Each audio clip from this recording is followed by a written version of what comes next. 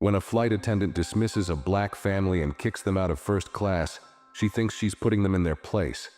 But when the plane lands, she discovers the shocking truth: they own the airline. What happens next will leave her questioning everything. Before we start the story, tell us in the comments where you're watching from. And if you enjoy this story, don't forget to like and subscribe. Rebecca Collins had been working as a flight attendant for nearly 15 years. She had seen it all: grumpy passengers, last-minute requests, and delayed flights. She prided herself on keeping her composure, no matter how hectic the day got. Her reputation in the airline industry was one of professionalism. Skylux Airlines, where she worked, had built its name on providing an exclusive, high-end flying experience. The kind of service that made you feel like royalty, even in the air. Rebecca was a key part of that experience.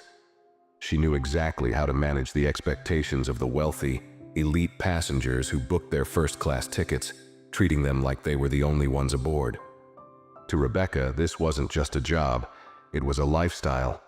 That evening, as passengers began to board Flight 512 to Paris, Rebecca stood at the front, scanning the crowd with her usual air of authority. Her eyes lingered on each passenger as they approached the gate. She was already thinking about who would need extra attention, who might complain about the food, and who could potentially make her job harder. As she glanced over the crowd, her eyes fell upon a family that caught her attention. James and Camille Johnson, along with their 2 young children, stood confidently in line. They weren't flashy, but there was something about them that made Rebecca take notice. James wore a simple navy blue suit, and Camille had on a modest yet elegant dress, their children quiet and well-behaved beside them. From their appearance, they seemed like any other family who could afford first-class tickets. Yet, something about them unsettled Rebecca. As they approached the gate, Rebecca noticed that their boarding passes were first class, and yet, she couldn't shake the feeling that they didn't belong in the premium section. It wasn't their attire. No, that was perfect. It wasn't even the polite way they addressed her. It was something else, something Rebecca couldn't quite put her finger on. Her instincts kicked in, and as the family reached the front, she asked them to step aside for a moment. "Is there a problem?" James asked, his voice calm, but there was an edge to it, like he was already sensing something was off. Rebecca didn't respond immediately. She scanned their tickets again. There was no mistake, but for some reason she felt an unexplainable urge to challenge them. "I'm afraid I'll need to confirm your reservation," she said, even though the system clearly showed their tickets were valid. "There seems to be some confusion," she added, giving a polite but forced smile. James and Camille exchanged a quick glance, but said nothing. They waited, patient but wary, as Rebecca stepped aside to speak with a supervisor. The seconds stretched into minutes, and the tension between them thickened. Passengers behind the family grew impatient, some whispering quietly about the delay. Finally, Rebecca returned, her smile colder than before. "You'll need to follow me," she said. But instead of leading them to the first-class section in the front of the plane, she directed them to the back, near the restrooms, far from the windows with the best views. It was a subtle, calculated move, one designed to send a clear message. Rebecca didn't believe this family was suited for the first-class experience she had worked so hard to curate. James remained silent. Camille held her children's hands, not reacting to the change in seating, though the unease was evident in her eyes. She had seen this kind of treatment before. But tonight, it wasn't about making a scene. It was about making it through this flight and getting to Paris. They settled into their seats, the flight began, and the plane climbed into the sky. Rebecca continued her rounds, greeting passengers, offering drinks and attending to their every need. But something in the back of her mind gnawed at her. There was something about this family, something about their presence that didn't sit right with her. She couldn't quite understand it, but she knew she needed to keep an eye on them. As the flight progressed, Rebecca found herself glancing toward the Johnson family more often than she intended. They were seated quietly, James reading a book, Camille helping one of the children color in a travel activity book. The younger child had fallen asleep, leaning on her mother's arm.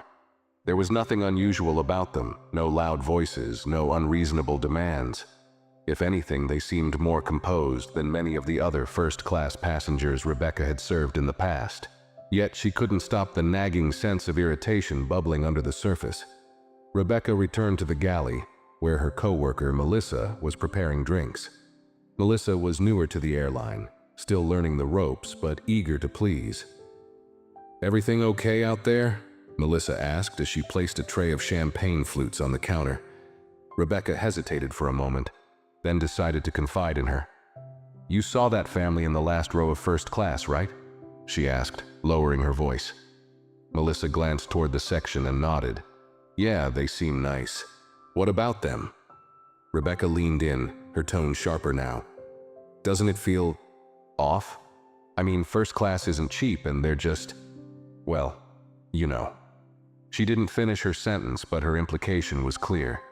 Melissa frowned slightly, unsure how to respond. "They have valid tickets, don't they?" she asked cautiously. Rebecca rolled her eyes. "Of course, but that doesn't mean anything these days.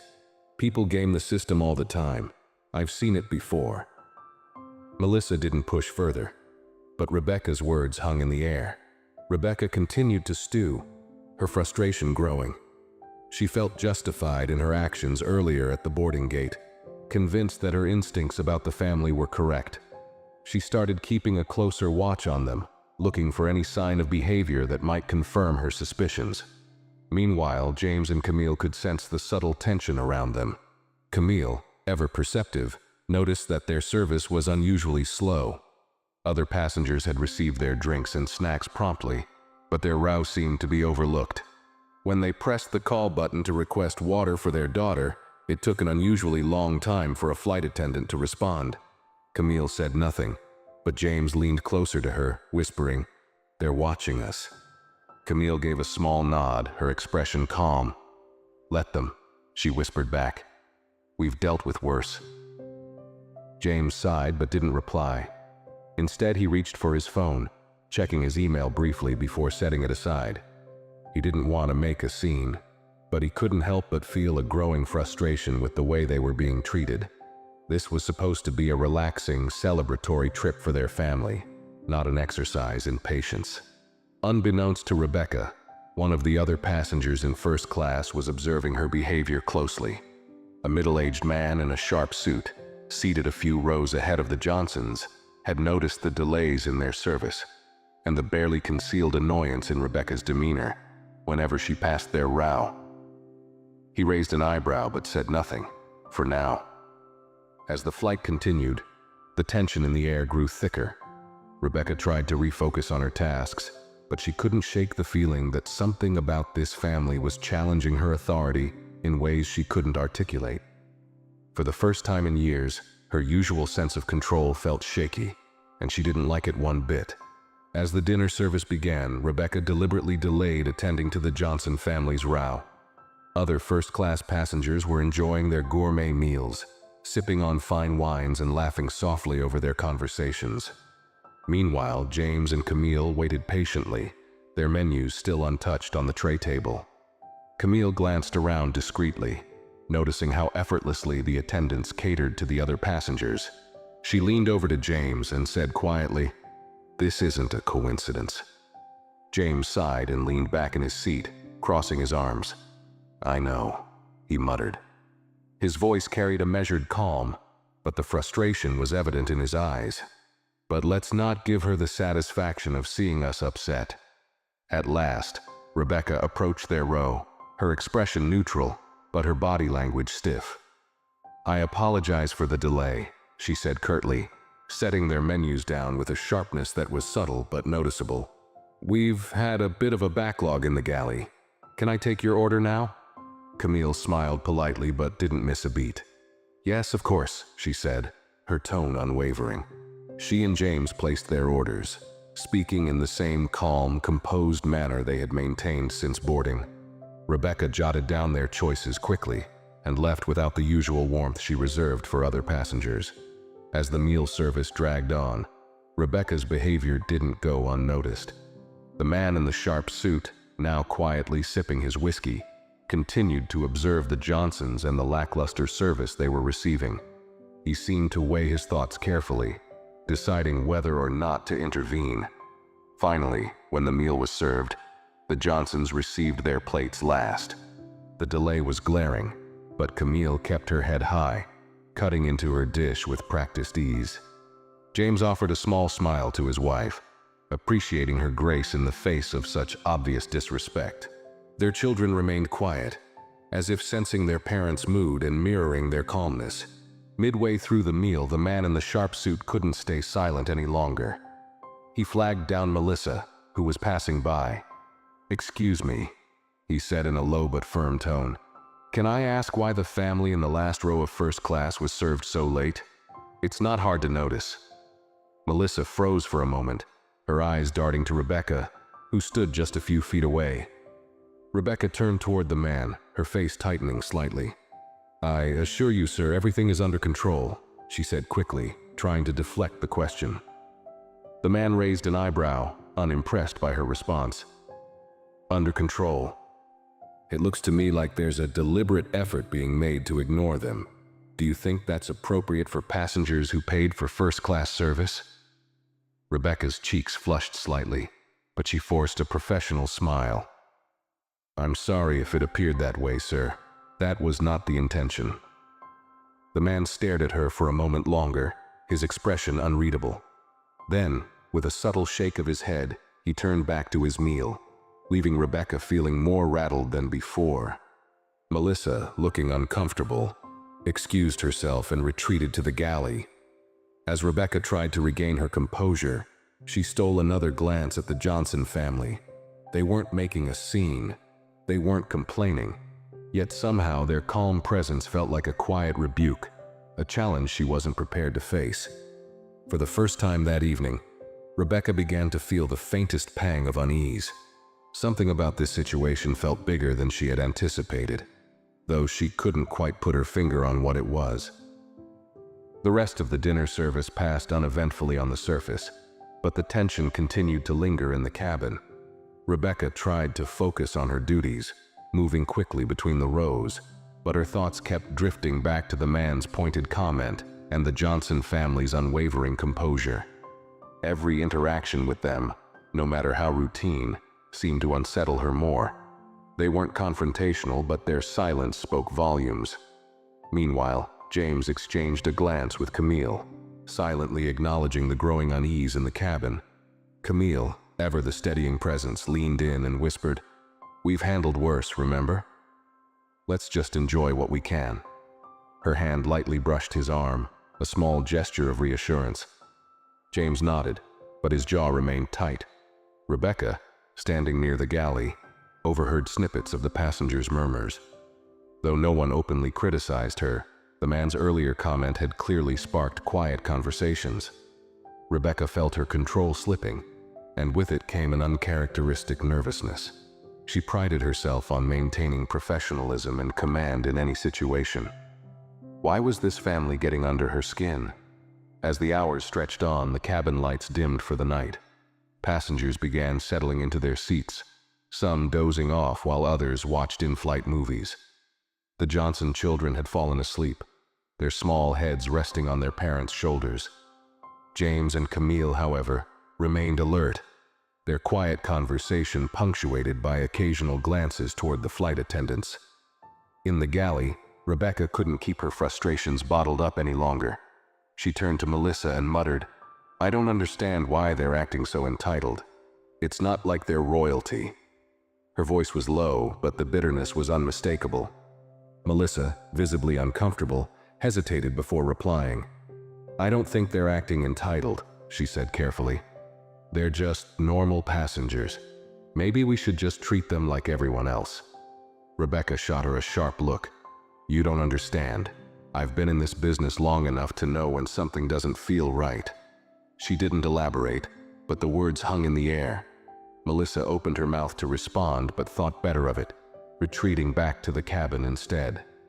Unbeknownst to Rebecca, James had quietly risen from his seat and made his way to the front of the plane, speaking briefly with the captain's assistant.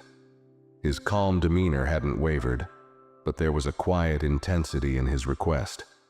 The assistant nodded and escorted James to the cockpit, where he had a brief and private conversation with the captain. When James returned to his seat, Camille raised an eyebrow, but didn't ask. She trusted her husband's judgment and knew that whatever he had planned would be handled with the same quiet dignity they had shown all evening. Rebecca, still oblivious to the conversation in the cockpit, continued her rounds. The other passengers in first class appeared relaxed, but there was a growing sense of awareness among them. Some were beginning to notice the subtle dynamics at play, the way Rebecca seemed to bristle whenever she approached the Johnsons. Whispers grew louder, though no one confronted her directly. As the plane sailed through the night sky, the cracks in Rebecca's carefully maintained facade began to show. She couldn't shake the feeling that she had underestimated this family, but she couldn't figure out why. The question gnawed at her, pulling her focus away from her duties. And while she busied herself trying to maintain control of the situation, the Johnsons remained calm, quietly observing the events unfolding around them. Something about their stillness was unnerving, and Rebecca had no idea just how much her actions were about to cost her. As the plane soared through the darkened skies, Rebecca's unease continued to grow. Every glance at the Johnson family seemed to unsettle her further. They weren't loud, they didn't demand anything, and yet their quiet presence felt like a challenge she couldn't ignore. Meanwhile, the cabin remained calm, most passengers either sleeping or quietly watching movies. It should have been a routine flight, but Rebecca could feel an invisible weight pressing down on her. In the first-class cabin, James adjusted his seat slightly, leaning closer to Camille. "Everything's set," he whispered. Camille looked at him, her expression unreadable, before giving him a small nod. She glanced at their children, still fast asleep, then back at her husband. "Are you sure this is necessary?" she asked softly. James gave a faint smile, the kind that carried both reassurance and resolve. "It's not about us anymore," he said. "It's about everyone who might go through this." Camille held his gaze for a moment before leaning back into her seat, her hand resting protectively on her daughter's. Meanwhile, in the galley, Rebecca found herself unable to shake a nagging sense of something she couldn't quite name. She had always trusted her instincts, and tonight was no different. But instead of clarity, her thoughts were clouded by frustration and confusion. Why did this family, who had done nothing outwardly wrong, bother her so much? She convinced herself it was simply because they were challenging her authority in subtle ways. The man's calmness, the woman's quiet grace, it all felt like an affront, though she couldn't explain why. As Rebecca filled out a routine report near the galley, the same passenger in the sharp suit, the one who had confronted her earlier, approached her. He held his glass of whiskey loosely in his hand, his expression sharp but calm. "Excuse me, miss," he said, his voice low enough not to disturb the sleeping passengers. Rebecca looked up, already bracing herself for another comment. "Yes, sir? Is there something I can assist you with?" The man tilted his head slightly, studying her. "You've worked for Skylux a long time, haven't you?" "Yes, I have," Rebecca replied, keeping her tone professional but curt. 15 years. Why do you ask?" The man smiled faintly, though it didn't reach his eyes. "Impressive," he said. "Then you must know how important customer experience is to this airline. I assume the Johnson family in the back row paid the same premium price as the rest of us. Wouldn't you agree they deserve the same service?" Rebecca's mouth tightened. She hated the way his words cut straight to the point. "Of course, sir," she said, forcing a polite tone. "All passengers are treated with equal care." "Are they?" he asked, raising an eyebrow. "Because it doesn't look that way from where I'm sitting." Rebecca's hand clenched slightly around the edge of her clipboard. "If there's a concern, I assure you it will be addressed." The man took a sip of his drink, his gaze never leaving hers. "Good," he said evenly, "because you never know who might be watching." With that, he turned and walked back to his seat, leaving Rebecca standing in the galley with a growing sense of dread. She felt as though she had just been warned, though she couldn't say why. Her thoughts raced, trying to piece together what he might have meant. Did he know the family? Were they someone important? Rebecca shook her head, trying to push the doubts aside. She had handled difficult passengers before, and she would handle this situation as well. But deep down, she couldn't ignore the uneasy feeling that had settled in her chest. Something about this flight was different, and she was starting to realize that she might not be the one in control after all. The hours dragged on, and Rebecca's nerves began to fray. Every time she looked at the Johnson family, they seemed so calm, so unbothered by the thinly veiled hostility she had shown. Their composure only added to her unease, making her feel as if they knew something she didn't. Her mind replayed the man's cryptic remark in the galley. You never know who might be watching. What had he meant, and why had he directed that comment toward her? As the plane began its gradual descent toward Paris, Rebecca tried to focus on the tasks at hand, collecting trash, assisting passengers preparing for landing, and ensuring the cabin was secure. But no matter how hard she tried to distract herself, her gaze kept drifting to the last row of first class. James and Camille had woken their children, who were now quietly staring out the window, captivated by the city lights far below. Camille was adjusting her daughter's blanket, while James checked something on his phone, his expression as calm and measured as ever. In the back of her mind, Rebecca couldn't shake the feeling that something big was coming. It wasn't just the Johnsons' quiet presence. It was the way some of the other passengers had started glancing their way, whispering amongst themselves. The tension in the air had shifted, and Rebecca felt as though she was standing on the edge of something she couldn't control. As the plane touched down on the tarmac, the passengers in first class began gathering their belongings, readying themselves to disembark. Rebecca noticed James slip his phone into his pocket before exchanging a quick glance with Camille. The look between them was subtle but deliberate, as if they had silently agreed on their next steps. Rebecca busied herself ensuring that the other passengers were ready to leave, but her ears remained attuned to any sign of movement from the Johnson family. Finally, the moment came. As the cabin doors opened, Rebecca moved toward the exit to bid farewell to the first-class passengers, her professional smile firmly in place. The passengers began filing out, thanking her and the rest of the crew for their service. The man in the sharp suit passed by her, giving her a long, pointed look, but saying nothing. When it was the Johnson family's turn, Rebecca stiffened slightly. James paused, looking her directly in the eye. "Thank you for the flight," he said in a tone so polite and measured that it made Rebecca's stomach tighten. Camille offered a similar courteous nod, her gaze steady and unreadable. Rebecca forced a smile and nodded back.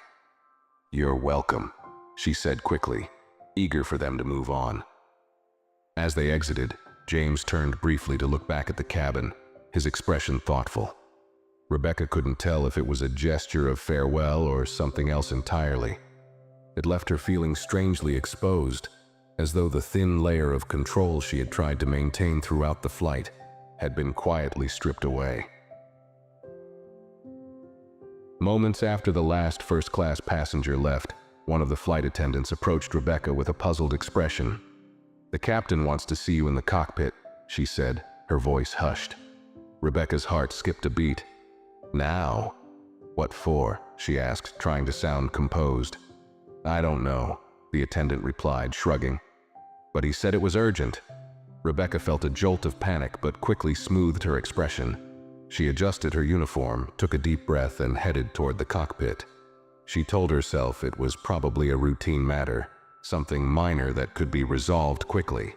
But as she walked through the empty first-class cabin, she couldn't shake the feeling that this was about the Johnson family, and that whatever was waiting for her in the cockpit would change everything. Rebecca stepped into the cockpit, the usual hum of the plane's systems filling the small, confined space. The captain, a composed and seasoned man named Captain Harris, was seated with the co-pilot beside him, both reviewing final landing procedures. As Rebecca entered, Captain Harris looked up, his expression unreadable. "You wanted to see me, Captain?" Rebecca asked, keeping her voice steady. She clasped her hands in front of her, attempting to maintain her usual professionalism. Captain Harris nodded toward the empty jump seat, Take a seat, Rebecca. Her heart thudded as she sat, glancing nervously between the two men. Is something wrong? The captain exhaled deeply, folding his hands on the console in front of him. Rebecca, we've received a message from corporate, he began, his voice calm but firm. It concerns the passengers in row 1G and 1H. Rebecca's stomach dropped. She didn't respond immediately, her mind racing. What message? Why now? She had handled the situation discreetly, or so she thought. The Johnson family, Captain Harris clarified, watching her reaction closely. They're not just passengers, Rebecca. They're owners. Rebecca blinked, her mind struggling to process his words. Owners? She repeated, her voice barely above a whisper. Yes, Harris said, his tone sharpening slightly. James and Camille Johnson are the majority stakeholders in Skylux Airlines. They recently acquired the company as part of their broader investment portfolio. This flight was one of their first incognito evaluations of staff performance, and from the reports I've been receiving, their experience wasn't exactly up to standard. Rebecca's breath caught. Her thoughts spiraled as the weight of his words hit her. Owners, the very family she had subtly discriminated against throughout the flight, didn't just buy tickets, they owned the airline. A cold sweat broke out on her brow as she pieced together the implications of her actions. Every delay, every slight, every dismissive glance, it had all been noticed, not just by the Johnsons, but likely by the other passengers as well. Captain, Rebecca started, her voice shaky. I wasn't aware. That's the problem, Harris interrupted, his tone cutting. You weren't aware because you didn't bother to treat them with the same respect you showed other passengers. And now, I'm afraid this situation is out of my hands. The Johnsons have requested a meeting with you before leaving the airport. Rebecca's hands gripped the armrests of the seat, her knuckles white. A meeting? She asked, her voice cracking. Captain, surely... It's not up for debate, Harris said firmly. This is a corporate directive. I'd suggest you prepare yourself to explain your behavior. Rebecca sat frozen, her mind reeling. A meeting with the owners, people she had disrespected, judged, and dismissed without a second thought. The very foundation of her confidence, her authority, felt like it was crumbling beneath her. She opened her mouth to protest, but quickly realized there was no point. She wasn't in control anymore. Captain Harris stood, signaling that their conversation was over. They're waiting in the VIP lounge, he said. I'll escort you there personally. Let's get this over with. Rebecca rose slowly, her legs trembling beneath her. As she followed Harris out of the cockpit, the reality of the situation fully sank in. This wasn't just a reprimand. This was the kind of moment that could end her career, and she had no one to blame but herself. Rebecca followed Captain Harris down the jet bridge, her heart pounding with every step. The fluorescent lights above seemed harsher than usual, casting stark shadows that mirrored the dread pooling in her chest. She struggled to maintain her composure, but the whispers of the cabin crew, who had clearly caught wind of the situation, only deepened her discomfort. As they approached the VIP lounge, the glass doors slid open with a soft hiss. Rebecca's eyes immediately landed on James and Camille Johnson, seated in the plush armchairs of the private space. James was relaxed, his legs crossed, one arm draped casually over the chair. Camille sat upright, her posture graceful but commanding, her expression unreadable. Their children were absent, likely being attended to elsewhere, leaving the couple fully focused on what was about to unfold. Captain Harris gestured for Rebecca to step inside, but the weight of the moment kept her frozen in place for a second too long. Go ahead, he said firmly, his tone leaving no room for hesitation. Rebecca finally stepped forward, her polished heels clicking against the marble floor. Her usual air of confidence had vanished, replaced by the overwhelming realization that she was about to answer to the very people she had judged and mistreated. She stood before them, suddenly hyper-aware of how small and powerless she felt. James glanced up, his expression calm but piercing. He nodded toward the chair across from him. Have a seat, he said simply. Rebecca lowered herself into the chair, clasping her hands tightly in her lap to stop them from trembling. Camille leaned forward slightly, her gaze steady but unyielding. "Rebecca, is it?" she asked, her tone cool but polite. "Yes, ma'am," Rebecca replied, her voice barely above a whisper. She felt a flush of humiliation creeping up her neck, but she forced herself to meet Camille's gaze. James exchanged a brief glance with his wife before turning his attention back to Rebecca. "I'd like to start by asking you a simple question," he said, his voice measured. "Why do you think we're here?" Rebecca hesitated, swallowing hard. She wanted to deflect, to shift the conversation away from her actions, but she knew there was no escape. She started, her voice faltering. "I understand there were issues during the flight." James raised an eyebrow, waiting for her to continue. Rebecca fidgeted with the hem of her blazer. "I may have mishandled certain aspects of your service," she admitted, each word feeling like it was dragged from her throat. "Mishandled?" Camille repeated, her tone laced with incredulity. She exchanged another look with James, who exhaled deeply before leaning forward. "Rebecca," he said, his voice soft but firm. "This isn't about a delayed drink order or a less-than-ideal seat assignment. This is about respect, or in this case, the lack of it. Throughout that entire flight, you treated us as though we didn't belong. Am I wrong?" Rebecca opened her mouth to deny it, but stopped herself. There was no point in lying. They had seen through her actions, just as she had feared. "No, sir," she admitted quietly. "You're not wrong." Camille tilted her head slightly, her expression shifting from stern to something resembling disappointment. "Do you know how many times we've encountered this kind of treatment?" she asked, her voice calm but cutting. "We've worked hard to build a life where we don't have to justify our presence, but people like you still make us feel as though we're trespassing. Why is that?" Rebecca's throat tightened, and she couldn't muster a response. Camille's words cut deeper than she expected, forcing her to confront the unspoken biases she had buried beneath years of polished professionalism. James leaned back, his gaze unwavering. "This isn't just about us," he said.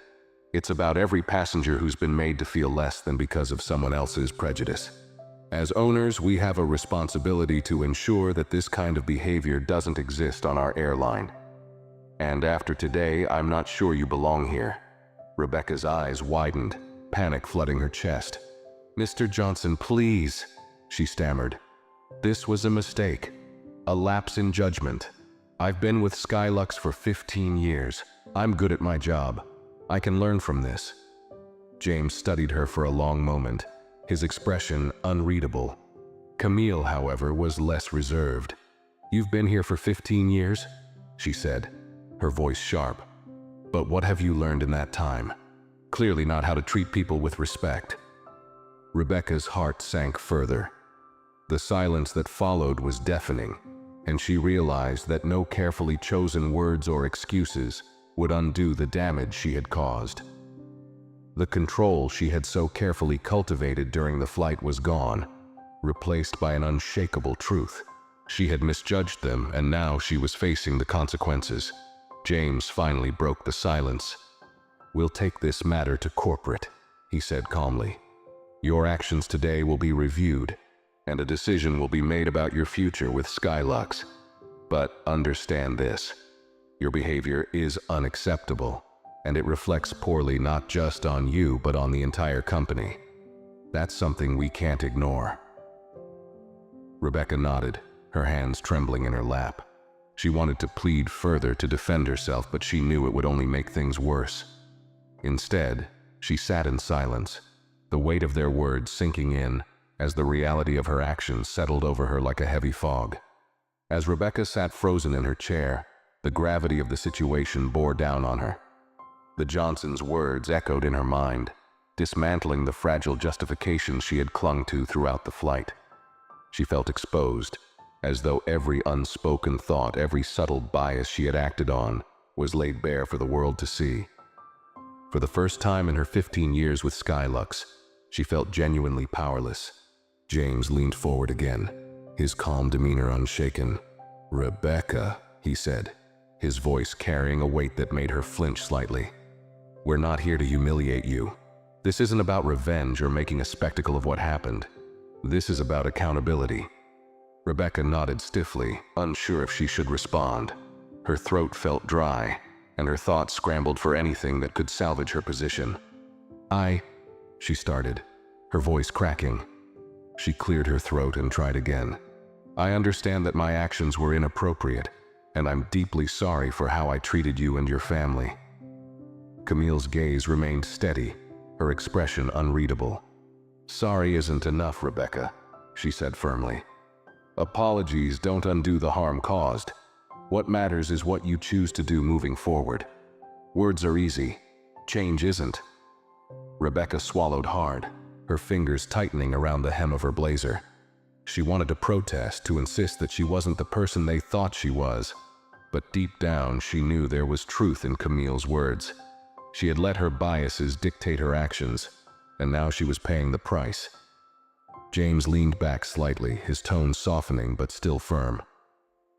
"Here's what's going to happen. Camille and I will be reporting this incident to corporate, and they will decide the next steps. Whether or not you stay with this airline is out of our hands. But know this, your behavior tonight has set a standard we can't ignore."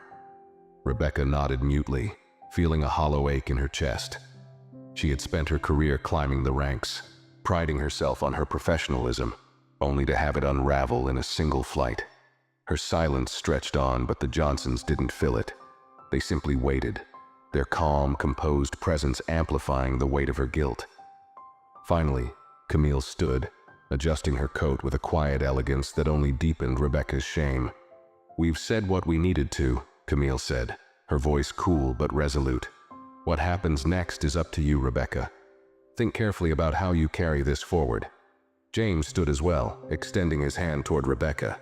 She hesitated for a moment before shaking it, his grip firm but measured. "Good luck," he said simply, his tone devoid of malice but filled with finality. As the Johnsons walked out of the lounge, Rebecca sat motionless, her mind a storm of regret and self-recrimination. The echoes of their footsteps faded, leaving her alone with her thoughts and the cold, hard truth. Her actions had brought her to this point, and there was no one to blame but herself. Captain Harris re-entered the lounge a moment later, his expression a mixture of professionalism and pity. "Rebecca," he said evenly, "corporate will contact you in the morning. For now, I suggest you take the rest of the week to reflect on this." Rebecca nodded silently, rising to her feet. As she left the lounge, the reality of the situation hit her with full force. Her career, her reputation, everything she had worked for was now on the line. And it was all because she had let her prejudices dictate her actions. The pristine world she had built for herself suddenly felt fragile, teetering on the edge of collapse. Rebecca walked through the bustling airport terminal, her steps heavy and unsteady. The usual buzz of travelers, families reuniting, professionals rushing to their gates, announcements echoing overhead, felt distant, like static noise in the background of her thoughts.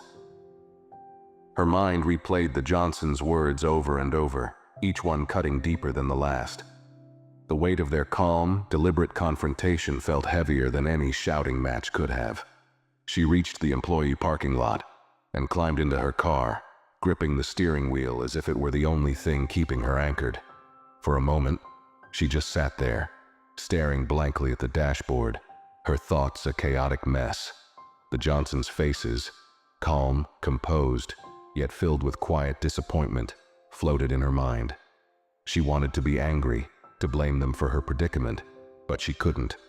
She knew that every choice she had made during that flight had led to this. The drive home was a blur, the city lights streaming past her windows like faint streaks.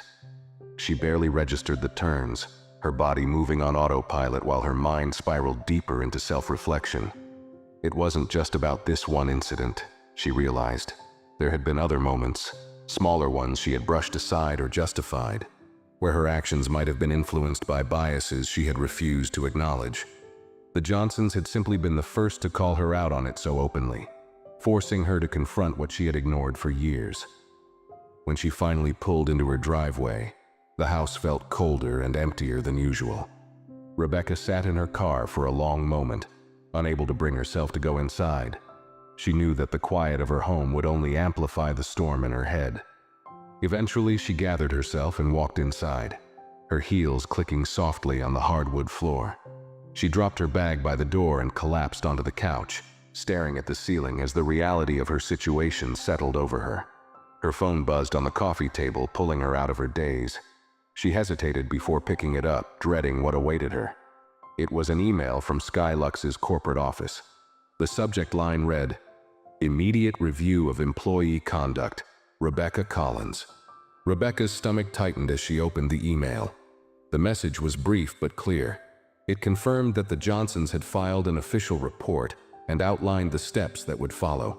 A meeting with HR, a formal review of her behavior on the flight, and a temporary suspension pending the outcome. There was no mention of termination, but the possibility loomed heavily between the lines. She set the phone down with trembling hands, her mind racing. Her career, 15 years of dedication, of carefully building her reputation, was on the verge of collapse. And yet, deep down, a small voice whispered that this wasn't just about the job. It was about something far bigger, something she hadn't allowed herself to confront until now. Rebecca leaned forward, burying her face in her hands. She had spent years believing she was above reproach, that her professionalism shielded her from the consequences of her biases. But the Johnsons had torn through that illusion with quiet precision, forcing her to see herself in a way she never had before. And now, for the first time, she didn't know how to move forward. The next morning, Rebecca woke up early, her sleep restless and filled with fragmented dreams of the flight. The email from corporate had been the first thing on her mind as she opened her eyes, a heavy reminder of the day ahead. As she sat with her coffee, staring at the email again on her phone, a part of her hoped it was all some misunderstanding that would blow over. But she knew better. She spent the morning replaying every interaction with the Johnsons, trying to identify the exact moment when everything had gone wrong. The truth, however, was harder to face. It wasn't just one moment. It was a series of choices, subtle and calculated, born from prejudices she had refused to acknowledge. She had never seen herself as someone who discriminated, but her actions spoke louder than her intentions ever could. As the hours passed, the fear of losing her job began to mix with something deeper: shame. Rebecca wasn't just afraid of the consequences. She was beginning to realize how deeply her behavior had betrayed the values she thought she upheld. She remembered Camille's sharp words from the lounge. "What have you learned in 15 years?" The question haunted her, a reminder that her professionalism had been a hollow facade.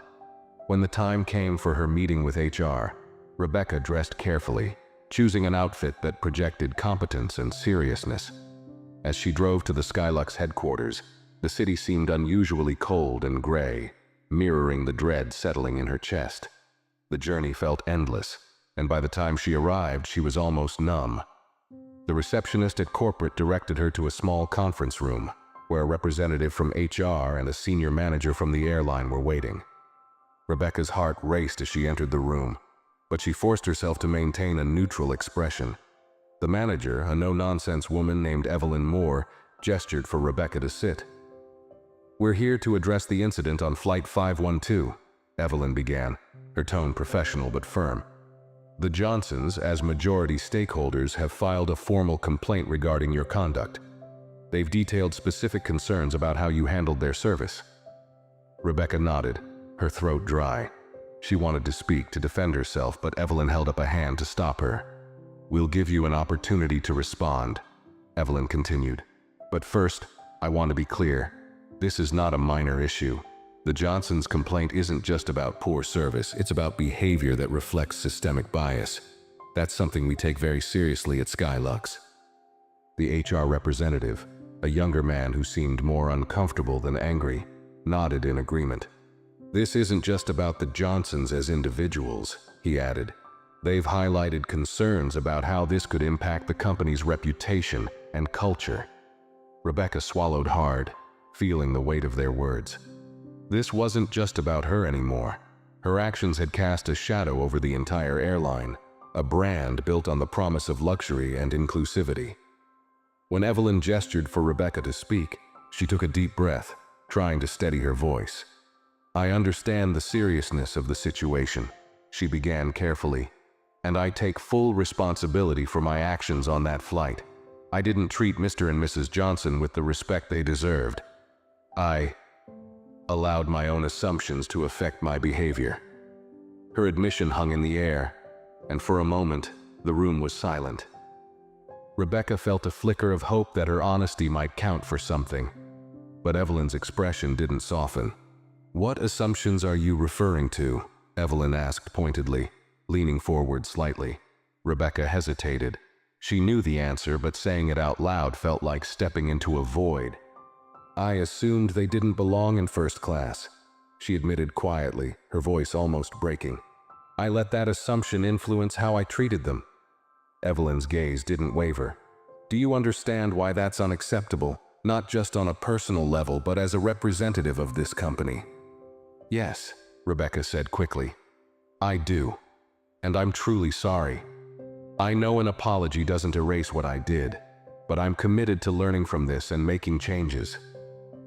The HR representative scribbled notes on a clipboard, while Evelyn exchanged a glance with him. Rebecca's heart sank further. She could tell that her words, while sincere, might not be enough to undo the damage. Evelyn leaned back, her expression still stern. "Rebecca, your years of service with Skylux have been exemplary until now. But this incident is not something we can overlook. The Johnsons have every right to expect fair treatment, and their experience reflects poorly on the airline. This isn't just about you, it's about the culture we want to foster." Rebecca nodded, feeling the sting of tears she refused to shed.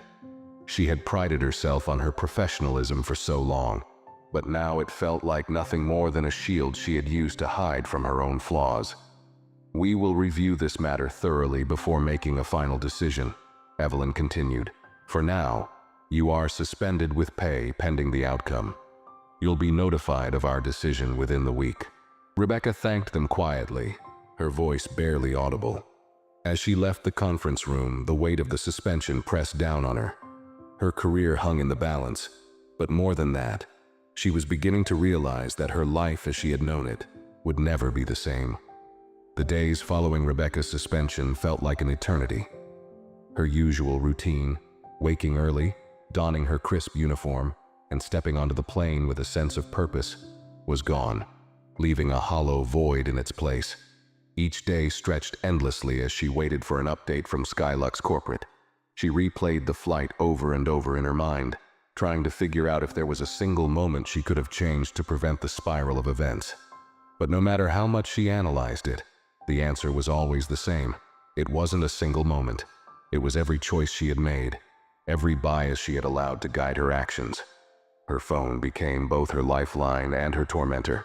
Every time it buzzed, her heart jumped, only to sink when the notification wasn't from Skylux. The silence from the airline was unbearable, a constant reminder of the uncertainty looming over her future. She avoided calls from friends and family, unwilling to explain why she wasn't working. The shame of admitting her suspension kept her isolated, trapped with her thoughts. On the third day, an unexpected email broke the monotony. It wasn't from corporate or HR, but from a coworker, Melissa. The subject line read, "Are you okay?" Rebecca hesitated before opening it, unsure if she wanted to hear from anyone connected to the flight. The email was brief but sincere. "Hi, Rebecca. I just wanted to check in. I know things got tense on the flight, and I heard about your suspension. I hope you're holding up okay. Let me know if you want to talk." Rebecca stared at the screen, her emotions conflicted. Melissa had been the closest witness to what had happened, and though she hadn't said much during the flight, Rebecca could tell she had disapproved. Still, the email felt genuine, and for the first time in days, Rebecca felt a small spark of connection. She typed out a quick reply. "Thanks for checking in. It's been a rough week. Maybe we can talk soon." She hit send and set the phone down, realizing how lonely she had felt. The walls of her apartment seemed to close in tighter. the weight of her suspension pressing heavier with each passing moment. That evening, Rebecca decided to leave her apartment for the first time since her suspension. She needed air, space, something to distract her from the oppressive silence. She wandered aimlessly through the city, eventually finding herself in a quiet coffee shop tucked away from the main streets.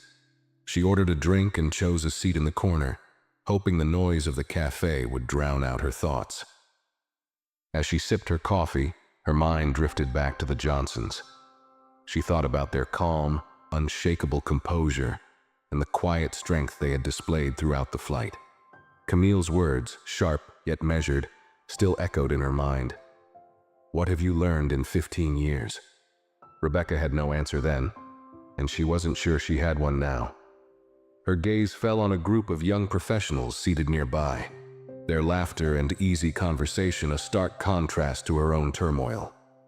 For a fleeting moment, she envied their carefree demeanor. But then, one of their comments caught her attention.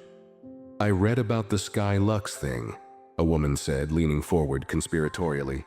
"The owners were on a flight and the crew totally screwed up. Can you imagine?" Rebecca froze, her coffee cup halfway to her lips. Another person chimed in. "Yeah, I saw something about it online. Apparently the owners are this super successful black couple, and the staff didn't know who they were. Pretty embarrassing for the airline." The woman shook her head, laughing softly. "Talk about karma. You can't treat people like that and expect it not to bite you." Rebecca felt her stomach twist. She hadn't realized how far the story had spread. Hearing it from strangers only made it more real, more inescapable. She set her cup down, her appetite for coffee gone, and stared at the table. Her thoughts churned. If people were already talking about the incident, what would happen if she lost her job? Would her name become part of the narrative? The idea of being publicly associated with this mistake sent a fresh wave of anxiety through her. Rebecca left the coffee shop in a daze, the conversation playing on repeat in her mind. She realized she wasn't just fighting for her career anymore. She was fighting to preserve the identity she had built for herself. And for the first time, she wondered if that identity was worth holding on to at all. The following morning, Rebecca awoke to an email from Skylux Corporate. Her breath hitched as she opened it, scanning the message quickly. The subject line read, "Decision regarding suspension, Rebecca Collins." Her stomach churned as she read the first few lines. "Dear Ms. Collins, following a thorough review of the incident on Flight 512 and consultation with the airline's leadership team, including our stakeholders, we have reached a decision regarding your employment with Skylux Airlines." Her eyes skimmed down, heart pounding. Then the word struck her like a blow. "Your employment with Skylux Airlines will be terminated effective immediately." Rebecca reread the line several times, as though the words might change if she stared at them long enough. But they didn't. The email continued, detailing the reasons for the decision: violation of company policies regarding inclusivity, failure to uphold the airline's standards, and the potential damage to its reputation. It ended with a curt note about her severance package and instructions for returning her uniform and credentials. She dropped the phone onto the table, her hands trembling. It was done. The career she had spent 15 years building was gone in an instant. She sat in stunned silence, the enormity of it washing over her. The fear of this moment had consumed her for days, but now that it had arrived, it didn't feel real. It felt like the ground beneath her had vanished, leaving her suspended in a void. Her first instinct was to call someone, anyone, but she hesitated. Who would understand? Her co-workers would see her as a cautionary tale, a reminder of what could happen if they crossed the line. Her family would likely be supportive, but they wouldn't grasp the full scope of what this meant to her. And she didn't have many friends outside of work. Her life had revolved around Skylux for so long that it was hard to imagine anything else. Tears burned at the corners of her eyes, but she refused to let them fall. This was her doing. She knew that. But the weight of accountability felt unbearable. What now? How could she move forward when her entire identity was tied to the career she had just lost? Rebecca stood abruptly, pacing her small apartment. She felt the walls closing in again, the silence growing louder by the second. Her mind raced with questions she couldn't answer. How would she rebuild? Could she? And perhaps the hardest question of all, had she truly learned anything? Or was this just another failure she would carry with her? The weight of the termination letter stayed with Rebecca like a shadow. For days, she avoided looking at her email, ignored her phone, and stayed locked inside her apartment. The silence wasn't comforting, it was suffocating. Yet she couldn't bring herself to face the world. It felt as though everyone knew, as though her failure was written across her face for strangers to read. On the 5th day, her doorbell rang. Startled, she hesitated before peeking through the peephole. It was Melissa. Rebecca hesitated, unsure if she wanted to see anyone, but eventually she opened the door. Melissa gave her a tentative smile. "Hey," she said softly. "I know you've been going through a lot, so I brought you something." She held up a paper bag, the logo of a local bakery stamped on the side. "It's not much, but I figured you could use something sweet." Rebecca stepped aside, letting her in. "Thanks," she murmured, her voice hoarse from days of disuse. They sat at Rebecca's small kitchen table, the bakery bag between them. Melissa broke the silence. "I heard about the termination," she said gently.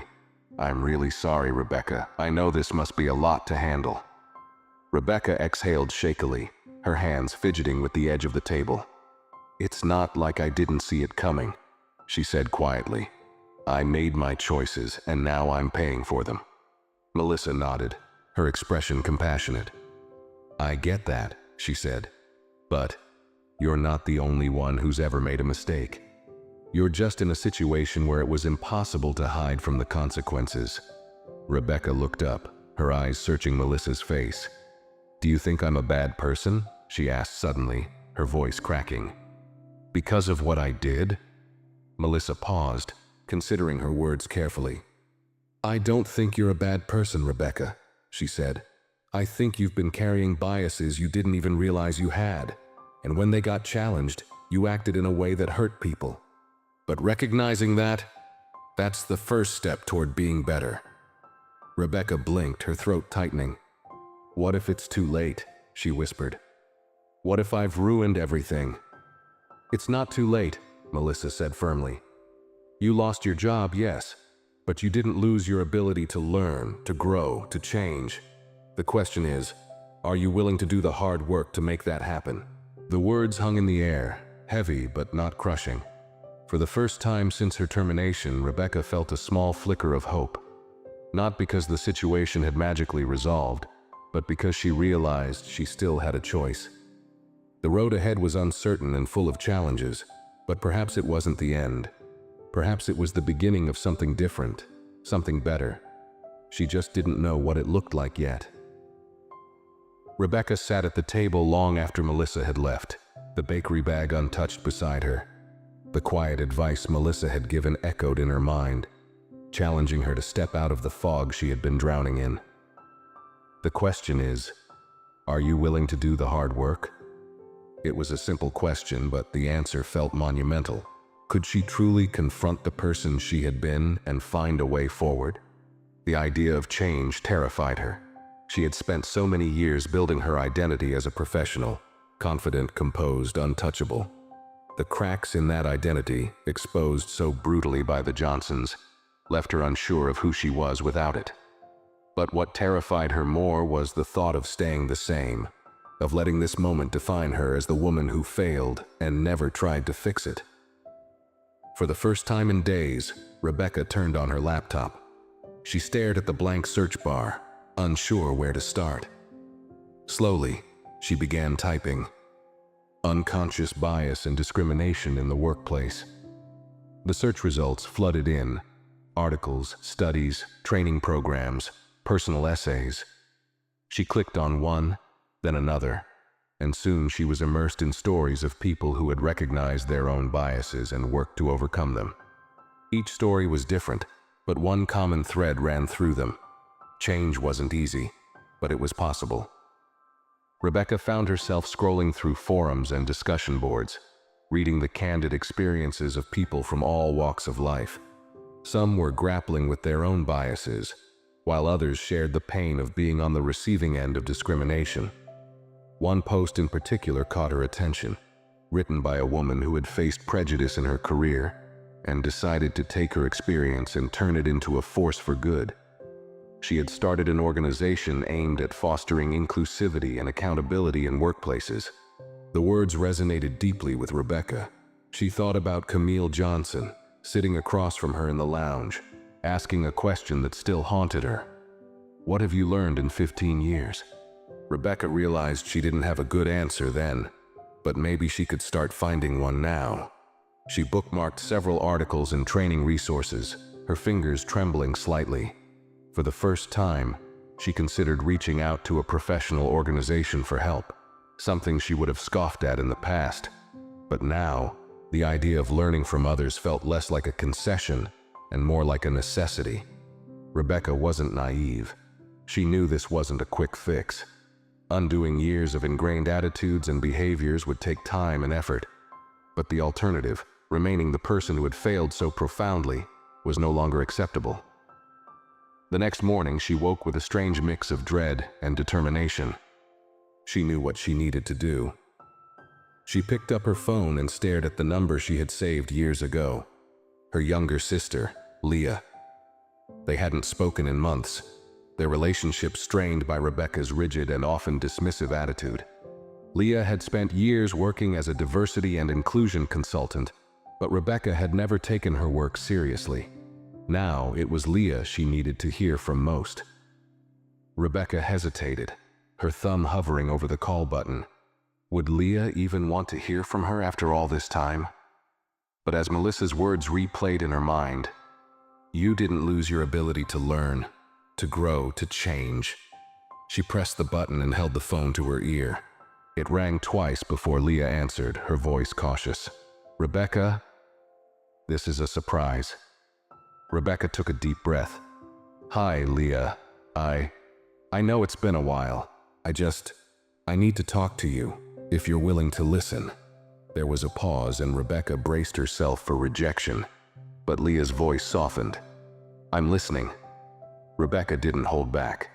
For the first time, she let herself be vulnerable, admitting the mistakes she had made, the biases she hadn't acknowledged, and the consequences that had shattered her career.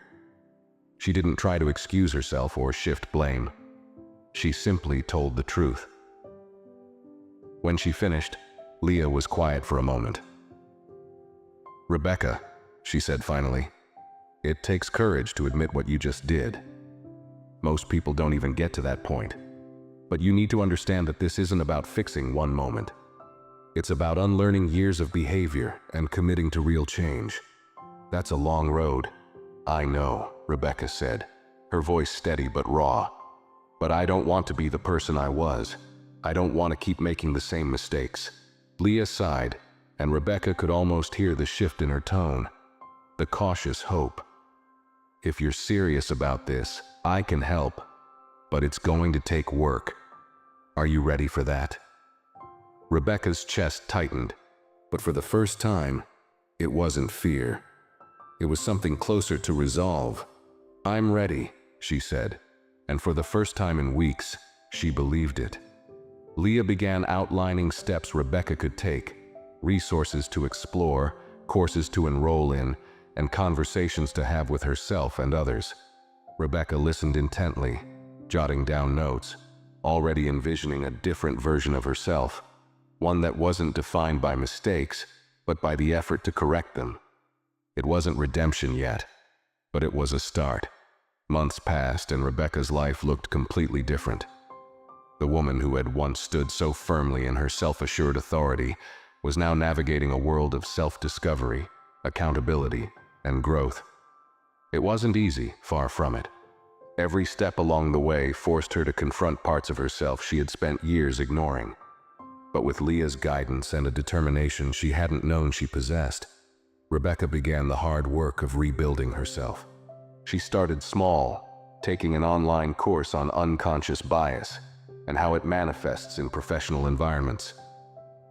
At first, the lessons stung, holding a mirror to the attitudes and assumptions she had carried for years. But instead of retreating, Rebecca leaned in, She read articles, attended webinars, and even joined a local discussion group that focused on creating inclusive communities. For the first time, she was listening to voices she had once dismissed, and their stories shifted her perspective in ways she hadn't anticipated. One day, as she was flipping through her notes from a seminar, Rebecca came across the contact information for a nonprofit organization that focused on workplace equity. She hesitated before dialing the number, unsure of what she could offer. But when the director picked up, Rebecca explained her situation honestly. Her years in the airline industry, the mistakes she had made, and her desire to contribute to meaningful change. To her surprise, the director was open and encouraging. People who are willing to own their mistakes and learn from them are exactly the kind of allies we need, they said. Why don't you come by next week? Let's talk. That meeting marked the beginning of Rebecca's second chapter. She started volunteering with the nonprofit, using her experience in the airline industry to help develop training programs for businesses. Her role was small at first, but as she grew more confident, she took on larger responsibilities, speaking at workshops, mentoring younger professionals, and even helping to draft policies aimed at promoting equity in the workplace. The transformation wasn't just professional. Rebecca reached out to people she had distanced herself from over the years, including Melissa. They met for coffee one afternoon, and Rebecca apologized sincerely for the way she had handled their dynamic on the flight. Melissa, ever kind, smiled and said, "I knew there was more to you than what I saw that day. I'm glad you're proving me right." Even the Johnsons stayed in her thoughts, their calm strength serving as a silent guide for how she approached her new life. One day, Rebecca wrote them a letter. She wasn't sure if they would ever read it, but she felt compelled to put her gratitude and apology into words. In the letter, she thanked them for forcing her to confront the parts of herself she had ignored for too long. "Your actions changed my life," she wrote. "Not just by holding me accountable, but by showing me that it's never too late to do better." As Rebecca mailed the letter, she felt a quiet sense of closure. She didn't know if the Johnsons would respond, but she no longer needed them to. The act of writing the letter was enough, a final step in taking responsibility and moving forward. Years later, Rebecca stood in front of a packed room at a workplace equity seminar. She was no longer the flight attendant who had let her biases dictate her actions. She was someone new, someone who had taken her failure and turned it into a foundation for growth. As she shared her story with the audience, she noticed the way they listened, not with judgment, but with hope. And as the seminar ended, Rebecca looked out over the room, realizing she had finally found her answer to Camille Johnson's question. What had she learned in 15 years? More than she ever imagined. And it was only the beginning.